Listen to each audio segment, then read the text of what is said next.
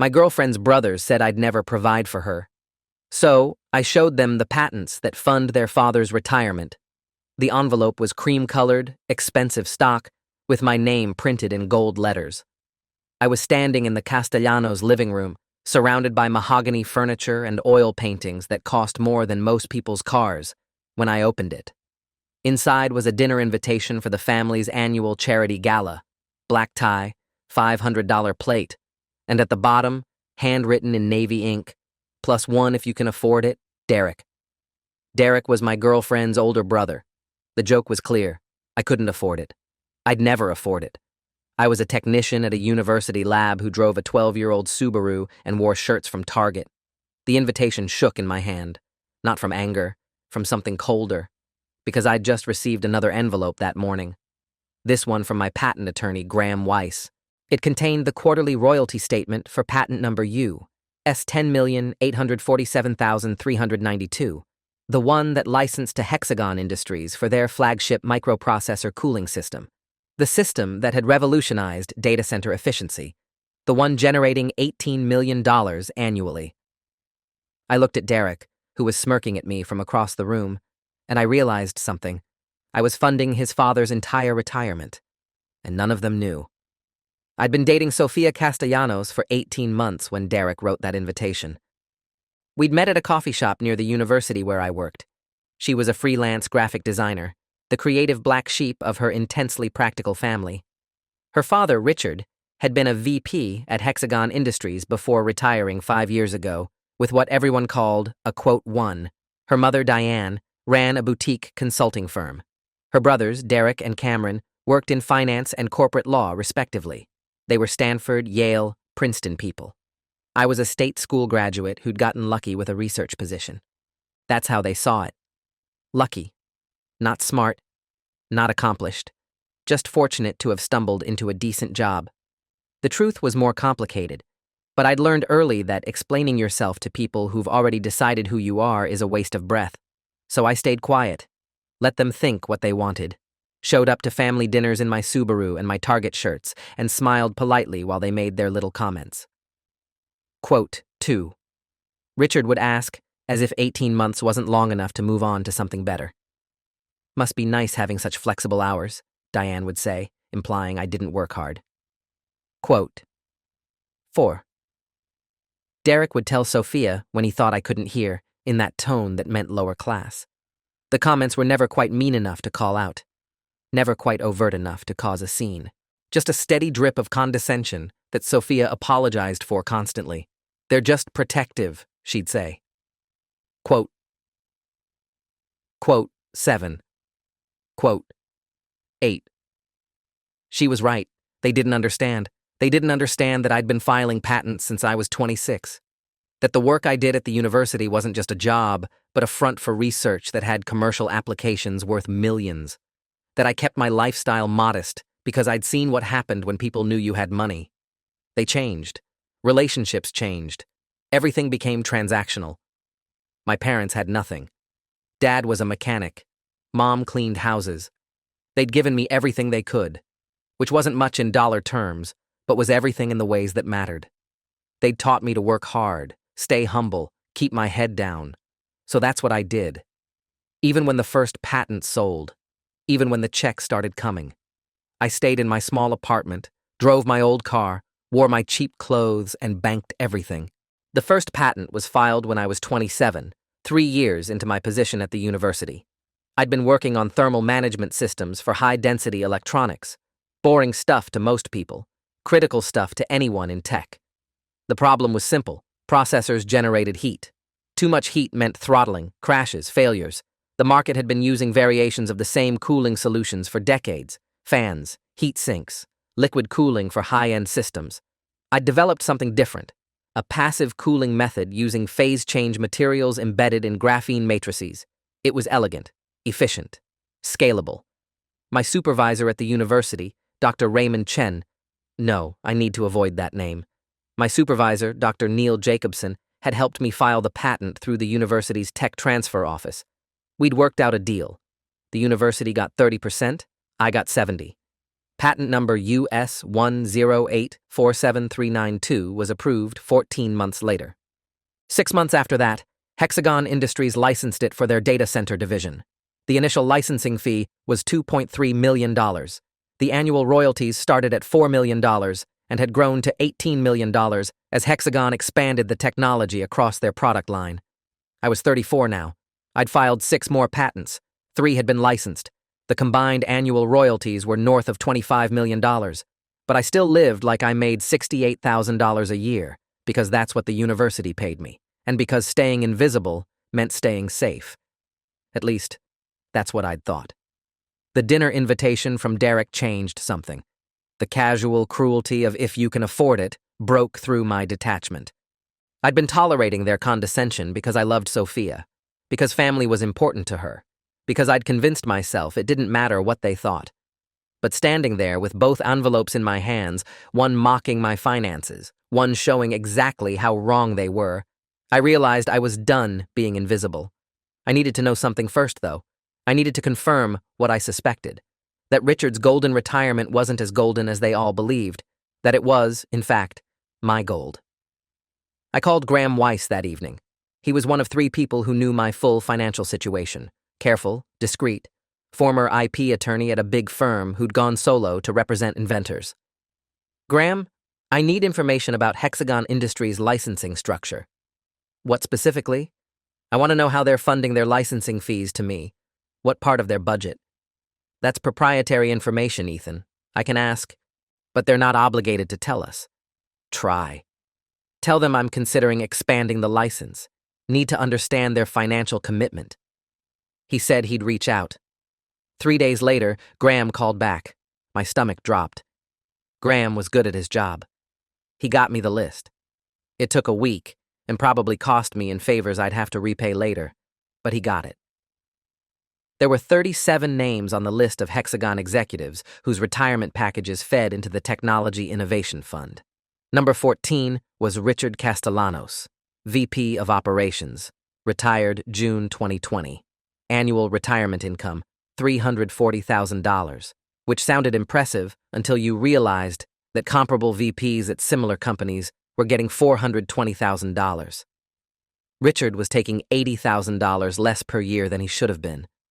Over 5 years, that was $400,000 in reduced income. And where was that money going? Some of it to me. Directly. My patent alone was taking roughly $15,000 of Richard's annual retirement income. Not enough that he'd notice in his lifestyle, but enough that it was real. The math was elegant in its irony. Richard's family thought I was beneath them financially, but I was literally being paid with money that should have been his. I sat with that information for days.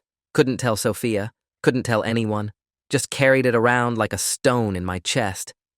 And every time Derek made a comment about my Subaru or Cameron asked when I was going to, quote 27, in my career, that stone got heavier. I spent hours going through the other names on that list. Each one had a story. Thomas Whitaker, former CTO, losing $95,000 annually. Jennifer Liu, VP of Marketing, down $73,000.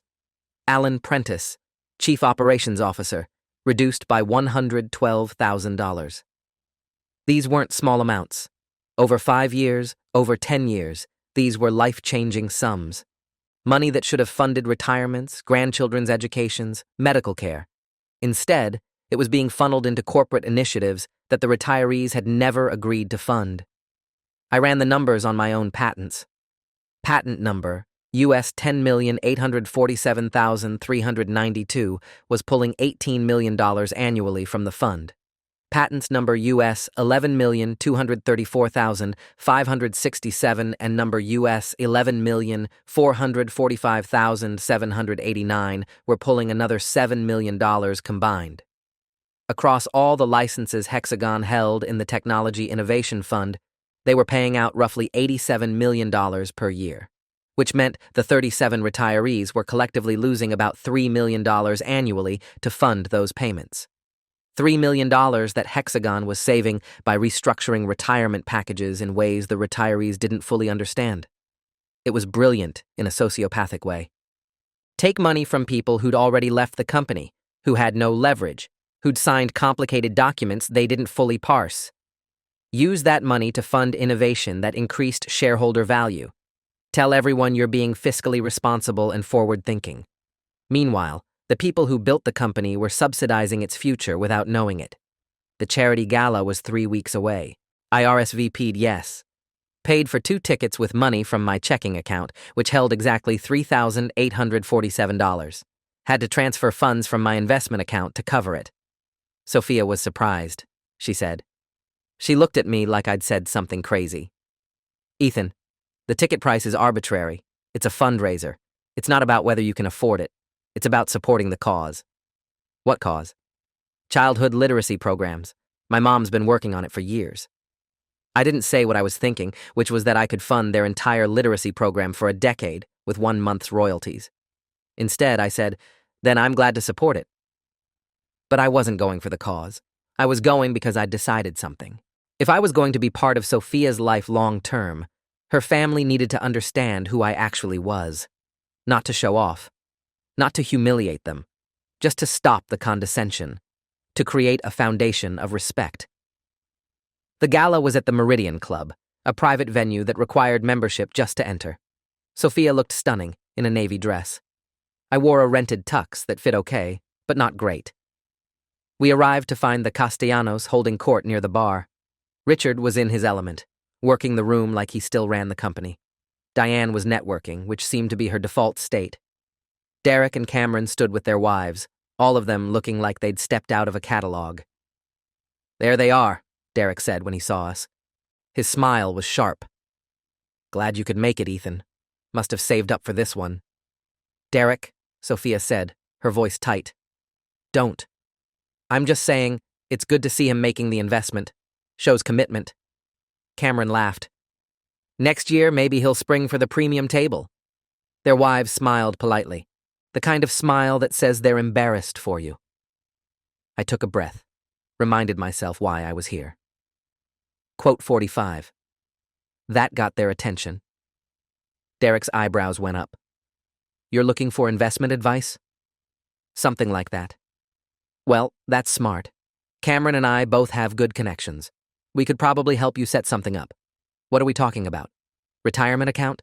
Maybe 5 figures? More than that. Now Cameron was interested. How much more? Sophia touched my arm. Ethan, you don't have to woo. It's fine, I said. I'd rather discuss it privately. After dinner, maybe? Derek exchanged a glance with Cameron. Sure, yeah, we can do that. Dinner was excruciating. I sat between Sophia and one of her mother's friends, a woman who spent 30 minutes telling me about her vacation home in Tuscany. Everyone else talked about markets, mergers, who was buying what. Richard told stories about his time at Hexagon. He said, someone said. He smiled, self-satisfied, confident. I thought about the $80,000 he was losing every year and said nothing. After dinner, Derek found me. Quote 59. We went outside. Cameron joined us. The two of them stood with their arms crossed, looking like they were about to give a lecture. Quote 60. Derek started. Quote 61. Quote 62. Quote 63. Quote 64. Silence. Complete silence. Derek laughed. Quote 65. Quote 66. Cameron's face had gone blank. You're saying you make $25 million a year? Roughly. Some years less, some years more. From the university? No, from patent royalties. Patent royalties. Yes. More silence. Derek was shaking his head. This is a joke, right? You're messing with us. I'm not. Ethan, Cameron said slowly, do you understand what you're saying? You're claiming you make $25 million from patents? I have 7 patents. 3 are currently licensed. The primary one is licensed to Hexagon Industries. That one alone generates $18 million annually. Derek pulled out his phone. Prove it. I'd expected this. I pulled up my email, showed them the most recent royalty statement from Graham Weiss, showed them the deposit records from my investment account, showed them the patent numbers and the USPTO registration. They stared at the screen. Derek's face went red. Cameron looked like he was doing math in his head. This is real. Cameron said finally. This is actually real. Yes. You've been sitting on $25 million a year while driving a Subaru and shopping at Target? Yes. Why? It was the question I'd been waiting for. Quote, 85. Quote, 86, Derek said. His voice was rising. Quote, 87. Quote, 88. Quote, 89. So quote, 90. Quote, 91. So quote, 92. Cameron sat down hard on a bench. Quote, 93. Derek was pacing. Quote, 94. Quote, 95. Quote, 96. Quote, 97. Derek stopped pacing. Quote, 98. Quote, 99. Cameron stood up. Quote, 100. Quote, 101. Quote, 102. Quote, 103. Quote, 104. I thought about Richard's retirement fund, about the $15,000 of his money flowing to me every year, about how impressed he'd be when he learned that detail, I said. We went back inside. Derek and Cameron were quiet now, processing. I found Sophia near the dessert table. She took one look at my face and pulled me aside. Quote, 10. Quote, 107. Her eyes went wide. Quote, 108. Quote, 109. Quote, 110. Quote, 111. Quote, 112. Quote, 113. She was quiet for a moment. Then, quote, 114, I told her. Watched her face cycle through disbelief, shock, confusion. Quote, 115. Quote, 116. Quote, 117. Quote, 118. Quote, 119. It was the same question Derek had asked. Quote, 120. Quote, 121. Quote, 122. She didn't answer. The rest of the gala was a blur. Derek and Cameron kept looking at me like I was a stranger. Richard noticed the tension, asked what was going on. Just business talk, Cameron said, which was true, but incomplete. We left early, drove home in silence. Sophia stared out the window the whole time. At my apartment, she finally spoke. I need time to think. About us? About everything. About the fact that you've been lying to me for a year and a half. I never lied. I just didn't tell you everything. That's the same thing, Ethan. Is it? You never asked about my finances? You assumed, just like your family assumed. I just didn't correct you. Because you wanted to test me? To see if I'd love you without money? Yes. That's manipulative. Maybe. Or maybe it's self-preservation. She left. I spent the next 3 days alone, wondering if I'd made a mistake, wondering if honesty was worth losing her. On the 4th day, Graham called. My pulse quickened. Quote, 139. Quote, 140. Quote, 141. Quote, 142. I closed my eyes. Quote, 143. The Hexagon regional office was downtown, glass and steel, floor-to-ceiling windows overlooking the bay. I arrived 15 minutes early. Graham met me in the lobby. He said, we were escorted to a conference room on the 14th floor. The CEO, a man named Leonard Briggs, was waiting with 2 lawyers and a financial officer.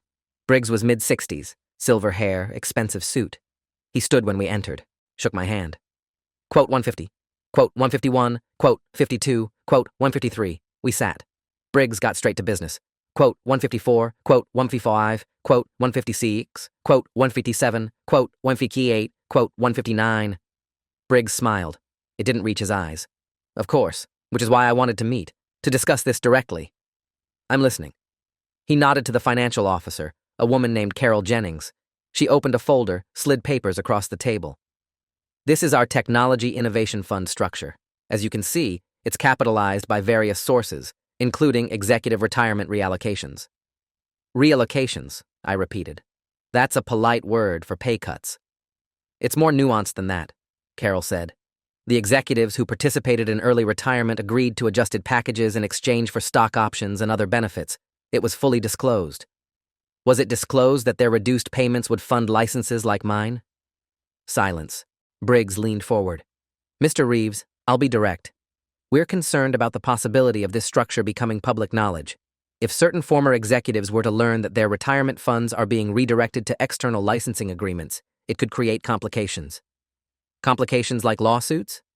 Complications like negative publicity, shareholder concerns, questions about our fiduciary responsibilities. Which you're worried about because one of those executives is someone I have a personal connection to.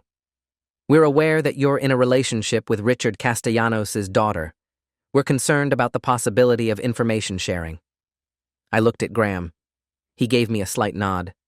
Proceed carefully. What exactly are you asking me to do? I said. Briggs folded his hands. We'd like you to sign a non-disclosure agreement regarding the funding structure. In exchange, we're prepared to increase your annual royalties by 15%. That's an additional $2.7 million per year. You're offering me money to stay quiet about the fact that you're underpaying your retirees to fund my patents. We're offering you fair compensation for respecting proprietary business practices.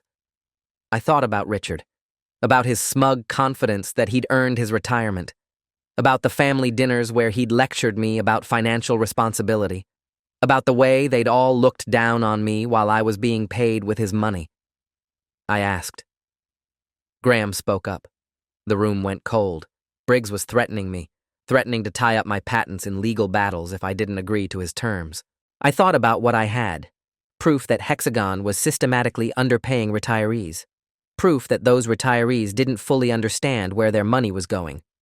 Proof that the company was hiding this from shareholders and potentially from the SEC. I had leverage. Real leverage. I said. Quote 1A4. Quote 185. Briggs' jaw tightened. That's not necessary. I think it is. Because if they weren't properly informed, if you buried the details in fine print and legal jargon, then you're not just redirecting funds, you're committing fraud. That's a serious accusation. It's a serious situation. The lawyers whispered to each other. Carol looked uncomfortable. Finally, Briggs spoke. We'll need time to consider your proposal. Take your time. But understand something. I have options too. I can take this to the SEC. I can take it to the media. I can call Richard Castellanos tonight and explain exactly where his retirement money is going. Or we can work together. Find a solution that's ethical and transparent. Your choice. We left 30 minutes later. In the elevator, Graham was grinning. That was either brilliant or suicidal. I can't tell which. They're not going to fight us. They can't afford the exposure. You're betting a lot on that assumption. It's not an assumption. It's leverage. He was quiet for a moment. Then, Ethan, if you do this, if you force transparency on the fund structure, Richard is going to find out. He's going to know that you've been benefiting from his retirement cuts. I know. And Sophia is going to find out that you knew, that you've known for weeks. I know that too. This could destroy your relationship. If it does, then it wasn't built on the right foundation. That night, Sophia called. First time since the gala. We need to talk. Okay. My brothers told my parents about your money, about the patents. I figured they would. My dad wants to meet you. He has questions. I'm sure he does. Ethan, he's been calling contacts at tech companies all week, trying to verify your story, trying to understand how someone at a university job could have that kind of wealth. And what did he find out? That you're not lying. That you really do have patents licensed to major companies. That you really are worth what you told my brothers. She paused. He also found out one of those companies is Hexagon. My stomach dropped. What exactly did he find out? Just that Hexagon licenses one of your patents. He was excited about it. Thought it was some kind of cosmic connection. His old company using technology you developed. Did he say anything else? No. Why? Is there something else? I thought about Leonard Briggs, about the NDA they wanted me to sign, about the decision I was about to make. There might be. I need to tell you something. I told her everything. About the Technology Innovation Fund, about the retirement reallocations, about the fact that her father was being underpaid by $80,000 annually, and some of that money was flowing to me. She listened without interrupting. When I finished, she was quiet for a long time. You're saying my father is paying you? Indirectly, through the fund structure. And you've known this for weeks? Yes. Why didn't you tell me? Because I needed to understand it first. Because I needed to figure out what to do about it. What are you going to do? I'm going to make sure he knows, that all the retirees know, that Hexagon is forced to be transparent about where their retirement money is really going. That'll destroy his relationship with the company. He still has stock, still has connections. If he sues them, he'll probably win. They buried the details. hid the fund structure in legal complexity. That's fraud, Sophia. But you'll lose your royalties. If Hexagon goes down in a lawsuit, if they have to restructure, I don't care. This isn't about money. Then what's it about? It's about doing what's right. Your father worked for that company for 23 years. He built their operations division. He deserves to know if they're shortchanging him. She was crying now. This is all my fault. If I hadn't brought you to that gala, if my brothers hadn't pushed you out, this isn't your fault. This is Hexagon's fault, and mine for not being honest from the start. Are you going to tell my father? Yes. When? Tomorrow. I called Richard the next morning, asked to meet for coffee. He suggested his club. Of course he did. I showed up in jeans and a button-down. He was in slacks and a polo, looking like a golf catalog. Ethan, good to see you. He shook my hand, firm grip, assessing. Sophia tells me you've been keeping secrets. I have. Want to explain why? We sat. I ordered coffee. He already had espresso. I didn't tell anyone about my financial situation because I wanted privacy, because I've learned that money changes relationships. Fair enough. Though it would have been nice to know my daughter was dating someone with resources. Would have saved me some worry. You were worried about me providing for her? Of course, any father would be. Even though I was never not providing for her. You were working at a university, making what, 70,000? That's not much in this city. It's more than my parents ever made. They did fine. He had the grace to look uncomfortable. I didn't mean to insult. I know what you meant. But here's the thing, Richard. I need to tell you something about Hexagon, about your retirement package. His expression shifted, guarded now. What about it? I told him. About the Technology Innovation Fund, about the retirement reallocations, about the $80,000 he was losing annually, about where that money was going. Watched his face change as he understood. You're saying Hexagon is taking money from my retirement to pay your royalties? Among other things, the fund supports multiple licenses. Mine is one of them. How long have you known? A few weeks. And you're just telling me now? I wanted to make sure I understood the structure first. I met with Hexagon's CEO yesterday. He confirmed everything. Richard stood up, sat back down. His hands were shaking. They lied to me. When I retired, they said the package was competitive. They said the stock options made up for any cash reduction. Did they tell you where the cash reductions were going? No. They said it was going to corporate restructuring, general operations. They lied. He pulled out his phone, started scrolling through something. I have the retirement documents. I need to read them again. I need to see how. Richard, they buried it. The language is obscure, mentions innovative technology investments and strategic resource allocation. Unless you knew what to look for, you'd never catch it. How did you catch it? I asked questions.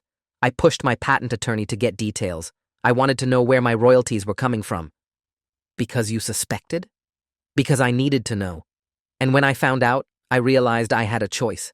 I could stay quiet, let you keep living in ignorance, or I could tell you the truth. He looked at me. Really looked at me for the first time. Why tell me? You're making millions. Why risk that? Because it's not right. Because you built that company. You gave them 23 years. You deserve to know if they're taking advantage of you. This is going to be a lawsuit. You know that, right? I'm going to sue them for fraud, for breach of contract, for everything. I know. And your royalties might disappear. If Hexagon goes under, if they restructure, I don't care. Why not? Because some things are more important than money. Like making sure you're treated fairly. Like building a relationship with my girlfriend's family on honesty instead of deception. Richard was quiet for a long time. Then he extended his hand. Thank you for telling me. I shook it. You're welcome. The next 3 months were chaos. Richard hired lawyers, not just any lawyers, a firm that specialized in corporate fraud. Kellerman and Associates, led by a woman named Patricia Kellerman, who'd made her career destroying companies that cheated their employees. Within 2 weeks, they'd filed suit against Hexagon for fraudulent misrepresentation, breach of fiduciary duty, and violation of ERISA regulations. The case was ugly. Hexagon fought back hard, claimed everything was properly disclosed, claimed the retirees had sophisticated financial advisors who should have caught the details, claimed this was just buyer's remorse from people who'd taken a deal and regretted it later. But Richard's lawyers were better. They deposed 37 retirees, got sworn statements that none of them understood where their money was going. Thomas Whitaker, the former CTO, testified that he'd asked specifically about the retirement package structure and was told it was standard industry practice. Jennifer Liu said her financial advisor had reviewed the documents and found nothing unusual because the problematic language was buried in Appendix 7 of a 40-page benefits manual. Alan Prentice broke down on the stand describing how he'd trusted Hexagon because he'd given them 26 years of his life. The most damaging evidence came from internal emails. Patricia's team subpoenaed Hexagon's entire benefits department communications for the 3 years leading up to the restructuring. What they found was devastating. Emails between Leonard Briggs and the CFO discussing how to reduce retirement obligations without triggering lawsuits. Memos from legal counsel advising them to use technical language that obscures the reallocation process. A particularly brutal exchange where one executive wrote, "The retirees won't read the fine print. They never do. We just need plausible deniability." Carol Jennings was the breakthrough witness. She'd been conflicted about the fund structure from the beginning, but had been overruled by senior management. Under oath, she admitted the entire system was designed to be confusing. Quote 281. She testified. Quote 282. Patricia Kellerman was ruthless in her closing argument. She put the retirees' faces on a screen behind her. These are the people who built Hexagon Industries, who worked 60-hour weeks, who sacrificed time with their families, who believed they were building something that would take care of them. And this is how Hexagon repaid them, with deception, with fine print, with legal manipulation designed to steal from people who'd already given everything. The case settled 4 months after filing. Hexagon agreed to restructure the retirement packages, return the reallocated funds with interest, and pay penalties totaling $47 million. Richard personally got $520,000 in back payments plus penalties. The other retirees got similar amounts. Leonard Briggs resigned. 3 other executives were fired. The SEC opened an investigation into whether shareholders had been properly informed about the fund structure. My royalties didn't disappear. The licensing agreement held, but Hexagon renegotiated the funding mechanism. Now, the Technology Innovation Fund came from actual corporate profits instead of retiree cuts. My checks kept coming. Actually got bigger because they added a penalty clause for the hassle. Sophia and I didn't talk much during the lawsuit. She was dealing with family chaos. Richard was angry, vindicated, and grateful all at once. Diane was furious at Hexagon for lying. Derek and Cameron were shocked that I'd been willing to risk my income to help their father. The press coverage didn't help. The case became a media sensation. Tech giant steals from retirees to fund innovation was the headline in the Wall Street Journal. Bloomberg ran a piece titled "The Patent Royalty Scandal: How Hexagon Industries Built the Future on Broken Promises." My name came up. A lot. Ethan Reeves, a university researcher whose thermal management patents generate $18 million annually from Hexagon Industries, uncovered the scheme when he learned his girlfriend's father was among the affected retirees. Some outlets painted me as a hero. Others implied I was complicit, that I should have known where my royalties came from. One particularly brutal editorial suggested I give back all the money I'd earned from the fraudulent fund. I didn't respond to any of it. Graham handled press inquiries with a standard statement. Mr. Reeves had no knowledge of Hexagon's retirement fund structure until recently. Upon discovery, he immediately disclosed the information to affected parties and has cooperated fully with legal proceedings. The attention was exhausting. Reporters camped outside my apartment.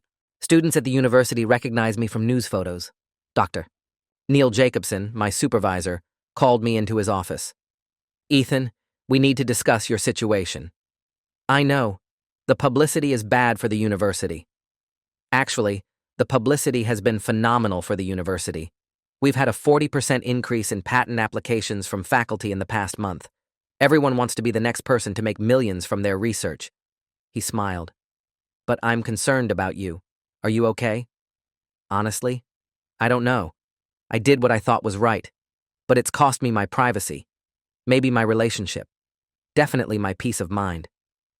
For what it's worth, I'm proud of you. What you did took courage. Not many people would risk their income to expose something like this. I couldn't live with knowing and not saying anything. That's what makes it courageous. We finally had dinner, just the two of us, a week after the settlement. I've been thinking, she said, about what you did, about why you did it. And I understand now. Why you kept the money secret. Why you lived the way you did. You were testing people.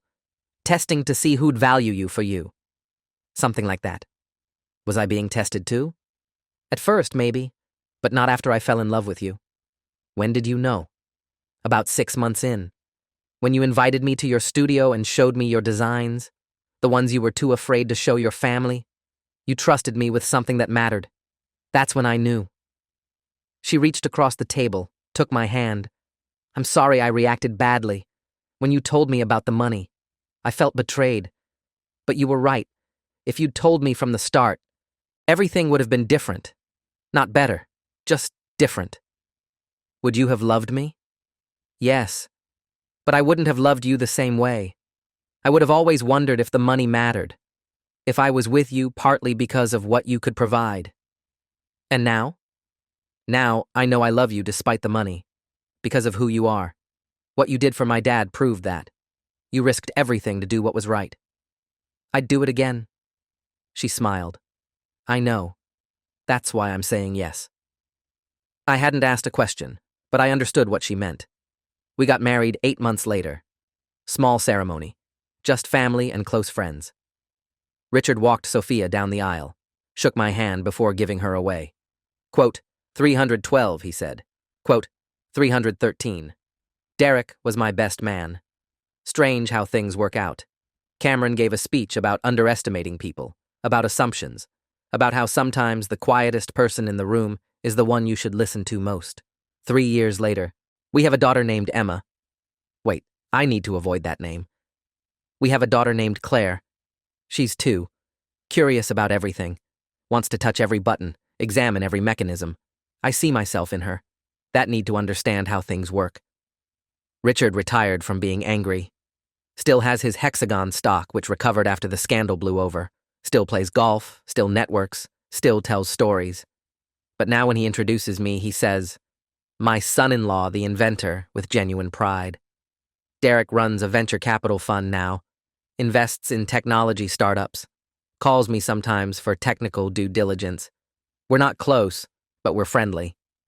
Cameron's still in corporate law, warns his clients about obscure funding mechanisms and hidden contractual terms, says he learned that lesson the hard way.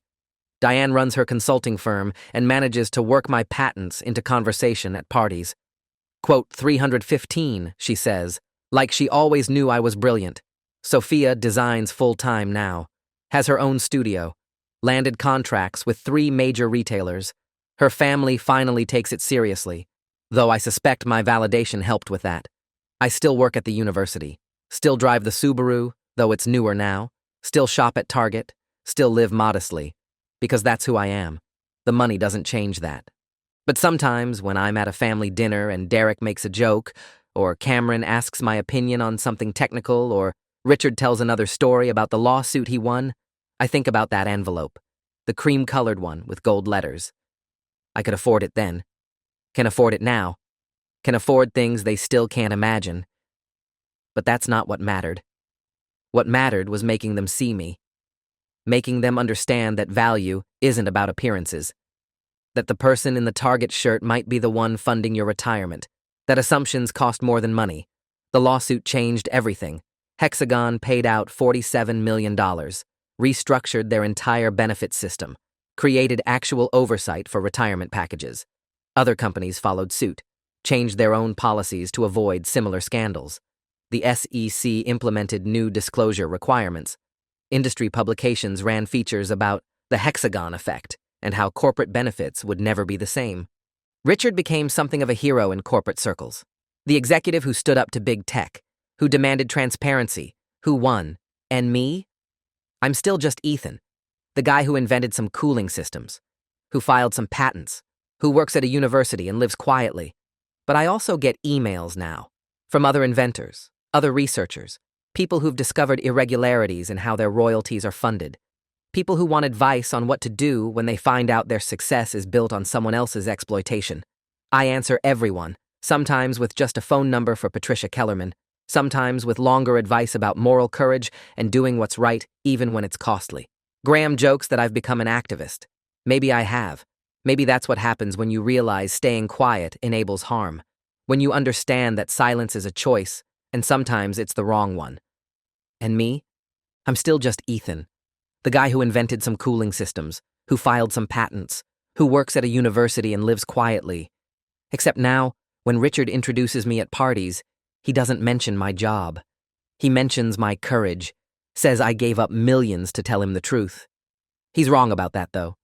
I didn't give up anything. I gained something more valuable, respect, the real kind, not based on money or fear or leverage, based on character, based on choosing what's right over what's easy. They thought I couldn't provide for Sophia, thought I'd never be good enough, never measure up. Turned out I was providing for their whole family, just not in the way they expected. That's the thing about assumptions. They blind you to the truth standing right in front of you. The help, the tech bro, the lucky one.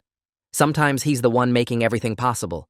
Sometimes he's the one who changes everything by simply telling the truth. If you enjoyed this, you'll definitely want to see the next ones too. So subscribe now and let me know your take in the comments.